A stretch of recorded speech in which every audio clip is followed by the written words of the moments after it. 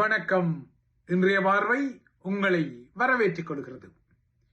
இலங்கையில் ஸ்ரீலங்காவின் அனுரகுமார திசாநாயக்கா தலைமையிலான அரசாங்கத்தின் திறமை குறித்து தற்போது சிங்கள மகாஜனதா ஆகிய சிங்கள மக்களே வாத பிரதிவாதங்களை செய்ய ஆரம்பித்து விட்டனர்.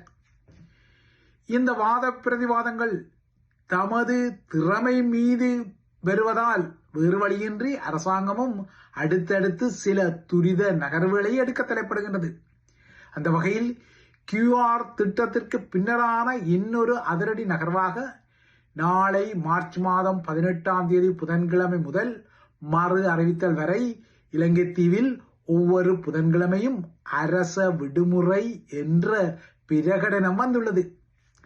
சுகாதாரத்துறை பணியாளர்கள், துறைமுக பணியாளர்கள், நீர்வளங்கள் துறை பணியாளர்கள் உட்பட சில அத்தியாவசிய சேவை துறை சார்ந்த பணியாளர்கள் தவிர்ந்த ஏனைய அனைத்து அரச பணியாளர்களுக்கும் இந்த புதன்கிழமை விடுமுறை வழங்கப்பட்டுள்ளது. இந்த புதன்கிழமை விடுமுறையால் கல்வித்துறை உட்பட்ட அரசாங்க ஊழியர்களுக்கும் பல்கலைக்கழகங்களுக்கும் நீதித்துறை மற்றும் நீதிமன்றங்களுக்கும் விடுமுறை அளிக்கப்படுகின்றது. இந்த விடுமுறை தனியார் நிறுவனங்களுக்கும் பொருந்தும் என்பதால் இவ்வாறான ஒரு விடுமுறையை தனியார் நிறுவனங்களும் தனது பணியாளர்களுக்கு வழங்க வேண்டும் என்ற ஒரு கோரிக்கையை அரசாங்கம் முன்வைத்திருக்கின்றது. அத்துடன் முன்மாதிரியாக அனைத்து அரசாங்க நிகழ்வுகளையும் மறு அறிவித்தல் வரை இடைநிறுத்திக் கொள்ளவும் அனுர அரசாங்கம் முடிவு செய்திருக்கிறது. இவ்வாறாக புதன்கிழமை லீவால் சிக்கனப்படுத்தப்படும் எரிபொருளை அத்தியாவசிய சேவைகளுக்கு திருப்பி விடவும் அனுர அரசாங்கம் திட்டங்களை போட்டுக் கொள்கின்றது. அதாவது சிஸ்டத்தை சேஞ்ச் பண்ண சிஸ்டம் சேஞ்ச் அரசாங்கம் சில திட்டங்களை இந்த புதன்கிழமை விடுமுறைக்கு பின்னால் வைத்திருப்பது தெரிகின்றது. இலங்கையில் தற்போதைய நிலவரப்படி ஒரு மாதத்துக்கு போதுமான எரிபொருள் கையிருப்பில் உள்ளதாக அரசாங்கம் கூறுகின்றது. விரைவில் இன்னும் 4 எரிபொருள் தாங்கி கப்பல்கள் நாட்டுக்குள் எரிபொருளுடன் வர இருப்பதாகவும் அரசாங்கம் கூறிக்கொள்கின்றது. நேற்றும் 35,000 மெட்ரிக் டன் எரிபொருளுடன் ஒரு எரிபொருள் கப்பல் இலங்கையின் துறைமுகத்துக்குள் பூந்தது.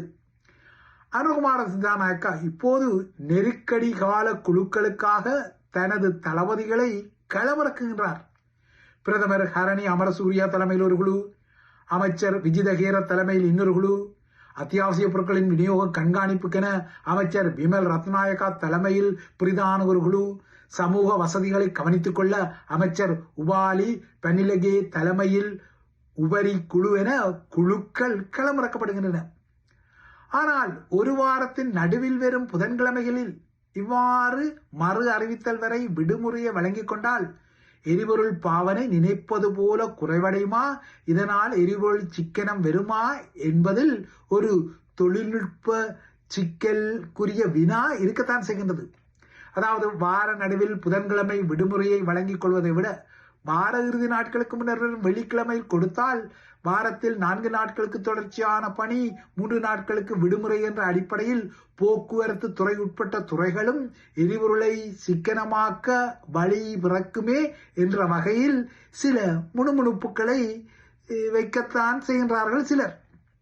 இதனால் இப்போது அனுர அரசாங்கம் கையில் எடுத்திருக்கும் இந்த முறைகள் முன்னைய கோட்டாபாய ராஜபக்ஷ மேற்பார்த்த ராஜபக்ஷ அதிகார மையத்து காலத்தில் மேற்கொள்ளப்பட்ட இரசாயன உர தடை, இல்லையென்றால் அந்த தடையால் எழும்பிய பொருளாதார நெருக்கடி போன்ற சிக்கல்கள், அவையும் இல்லையென்றால் கொரோனா கால கூத்துக்களால் உருவாகிய முரண்பாடுகள் போல சில மாதனமுத்தா கதைகள் இலங்கை தீவில் மீள் உருவாக்கம் செய்யப்படுமா என்ற வினாவுக்கு இல்லை, இவையாவும் வெற்றிகரமான முறைகள் என்பதை நிரூபிக்க அனுர அரசாங்கம் எதிர்வரும் சில நாட்களை எடுக்கக்கூடும்.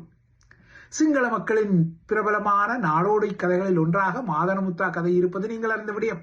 இந்த கதை இலங்கையில் தமிழ் பாட நூல்களிலும் இருப்பதால் தமிழர்களுக்கும் இது ஒரு தெரிந்த கதைதான். தீராத பிரச்சனைகள் எல்லாம் தனது அதிபுத்திசாலித்தனத்தால் தீர்த்து வைக்கும் ஒரு சிறந்த அறிஞராக ஊருக்குள் மதிக்கப்படுபவர் மாதனமுத்தா. ஆனால் அந்த மாதனமுத்தாவின் உள்ள கிடக்கையோ வெறும் முட்டாள்தனத்தை கொண்டது. சிறந்த அறிஞராக ஊருக்குள் மதிக்கப்பட்ட மாதனமுத்தா ஒரு நாள் கிராமத்து வீடொன்றில் மாட்டுக்கன்று ஒன்று மண் பானைக்குள் தலையை விட்டு தனது கொம்புகளால் அதற்குள் மாட்டிக்கொண்ட போது அந்த பிரச்சனைக்கு தீர்வு காண அழைக்கப்பட்டார். யானை மீது ஏறி வந்த மாதனமுத்தா முதலில் தனது யானை அந்த வீட்டுக்குள் நுழைவதற்காக மதில் சுவரை உடைக்க சொன்னார். அவ்வாறே உடைக்கப்பட்டது. அதன் பின்னர் மாதனமுத்தா அந்த கன்றை பார்த்தார். பானைக்குள் தலையை விட்டு திண்டாடும் அந்த கன்றின் சிக்கலுக்கு தீர்வு காண அவர் அந்த பசுக்கன்றின் கழுத்தை வெட்ட சொன்னார். அவ்வாறாகவே கழுத்து வெட்டப்பட்டது.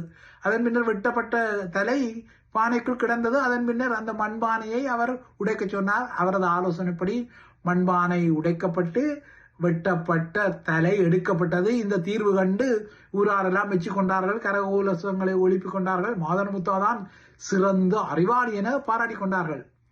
இவ்வாறாக மாதனமுத்தாவிடம் இருக்கும் புத்திசாலித்தனம் போல தற்போதைய நடைமுறைகள் விளைவுகளை வழங்கிவிடக்கூடாது என்ற முணுமுணுப்புகளும் கரிசனைகளும் இருக்கத்தான் செய்கின்றன. அதாவது இந்த புதன்கிழமை விடுமுறை எரிபொருள் சிக்கன முறை எதிர்மறையாக எரிபொருளை இன்னமும் பாவனைக்கு அதிகரித்து விடக்கூடாது என்ற ஒரு கிளேசம் சிலருக்கு இருக்கத்தான் செய்கின்றது. ஆனால் அனுரவோ திடமாக இந்த முறையால் நாட்டுக்கு எரிபொருள் மீதப்படும்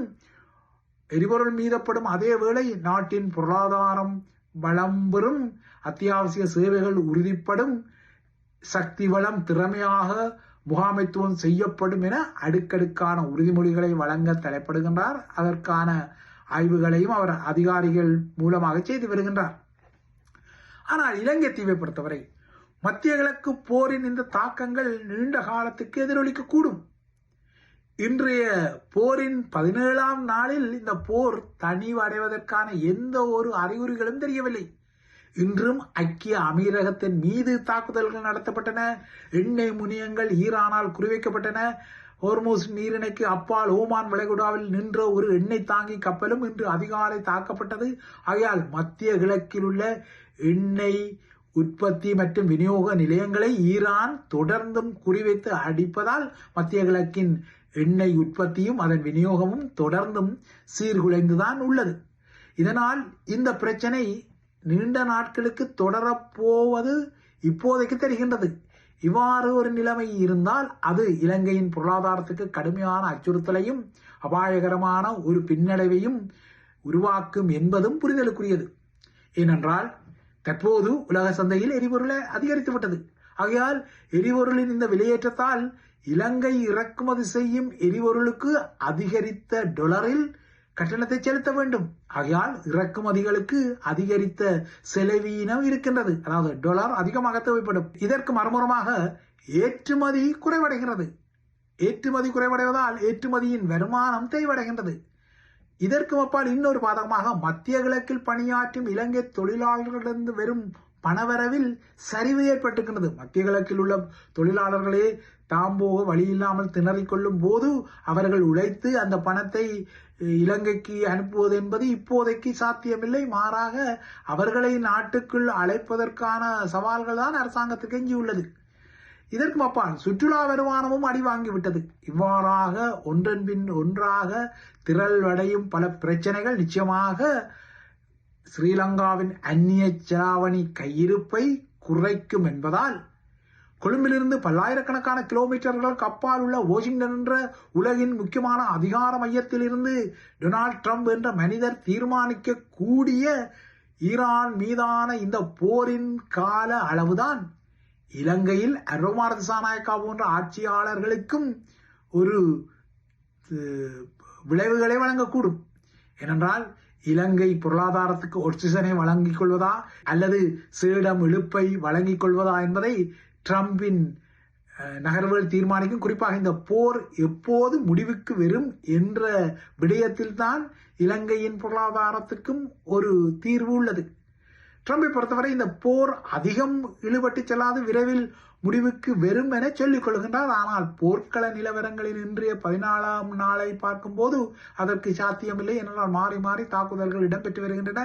ஈரான் சளைக்காமல் தொடர்ந்தும் தனது தாக்குதல்களை முடுக்கி விடுகின்றது. ஈரானிய தாக்குதல்களுக்கு பதிலடியாக இஸ்ரேலும் அமெரிக்காவும் அந்த நாட்டை துவம்சம் செய்து வருகின்றன. ஆகையால் வெஞ்சினம் கொண்ட இந்த போர்க்களத்தின் எதிர்வினைகள் தொடர்ந்தும் இலங்கை தீவையும் பல முனைகளில் தாக்கும் என்பதால் இப்போதே இந்த எரிபொருள் சிக்கனங்கள் இல்லையென்றால் QR முறைகள் போன்றன தற்காலிகமாகத்தான் இலங்கையருக்கு ஆசுவாசத்தை வழங்க தலைப்படுமே தவிர நீண்டகால ஆசுவாசம் என்பது டொனால்ட் ட்ரம்ப் என்ற மனிதர் இந்த போரை நீடிக்கும் விடயத்தில் இல்லையென்றால் குறுக்கிக் கொள்ளும் விடயத்தில் தான் இருக்கின்றது என்பது தெளிவான ஒரு உண்மை. அதாவது டொனால்ட் ட்ரம்ப் இந்த போரை குறுக்கிக் கொண்டால்தான் இலங்கையருக்கு ஆசுவாசம் கிட்டும், மாறாக அது நீடித்தால் ஆபத்து தான் கிட்டும் என்பது யதார்த்தமாக ஆனால் கசப்பாகவே தெரிகின்றது.